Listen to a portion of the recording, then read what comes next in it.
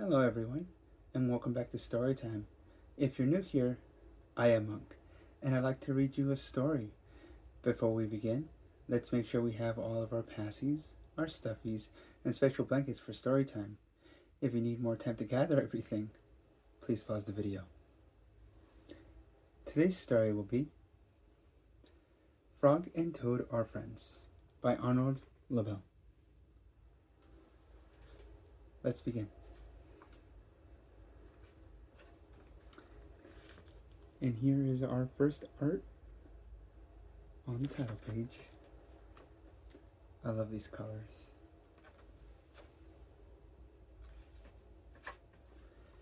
Spring. Frog ran up the path to Toad's house. He knocked on the front door. There was no answer. "Toad, Toad," shouted Frog. "Wake up, it's spring." "Blah!" said a voice from inside the house. "Toad, Toad," cried Frog. "The sun is shining. The snow is melting. Wake up." "I am not here," said a voice.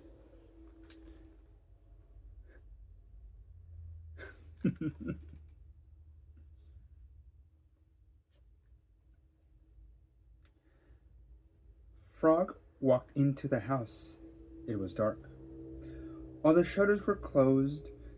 "Toad, where are you?" called Frog. "Go away," said the voice from a corner in the room. Toad was sleeping in bed. He had pulled all the covers over his head. Frog pushed Toad out of bed. He pushed him out of the house and onto the front porch. Toad blinked in the bright sun. "Help!" said Toad. "I cannot see anything." There's Frog sneaking in the dark. And there's Toad still in bed.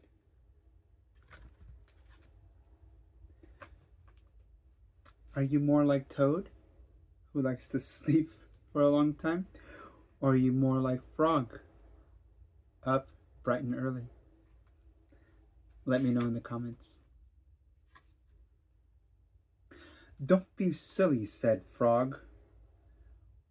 "What you see is the clear, warm light of April. And it means that we can begin a whole new year together." "Think of it," said Frog. "We will skip through the meadows and run through the woods and swim in the river.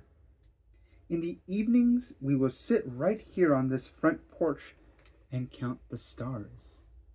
That sounds so lovely. "You can count them, Frog," said Toad. "I will be too tired.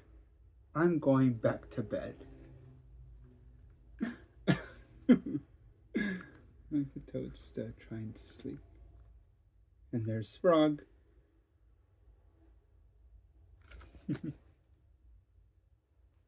I love it. Toad went back into the house.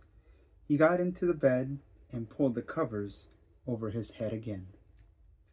"But Toad," cried Frog, "you will miss all the fun." "Listen, Frog," said Toad. "How long have I been asleep?"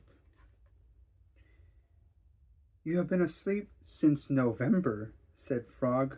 "Well then," said Toad, "a little more sleep will not hurt me. Come back again and wake me up at 1/2 May. Good night, Frog."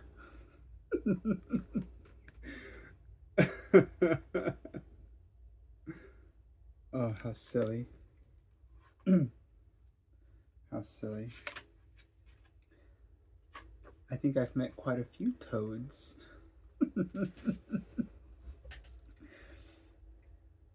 "But Toad," said Frog, "I will be lonely until then." Toad did not answer. He had fallen asleep. Frog looked at Toad's calendar. The November page was still on top. Frog tore off the November page. He tore off December page, and the January page, and February page, and the March page. He came to the April page again. Frog tore off April page too. You see him? And here he is. Look at the mess he's making.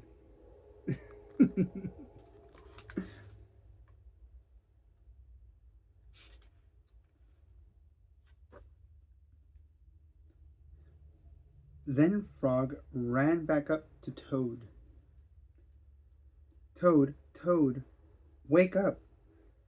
It is May now. What? Said Toad. Can it be May so soon? Yes, said Frog. Look at the calendar. Toad looked at the calendar. The May page was on top. Why, it is May, said Toad as he climbed out of bed. Then he and Frog ran outside to see the world was looking in the spring. There you're showing them the calendar. And there they are.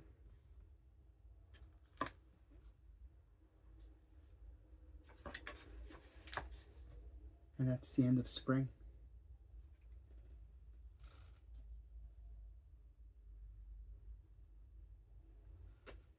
Thank you so very much for letting me read to you. I hope you have a wonderful rest.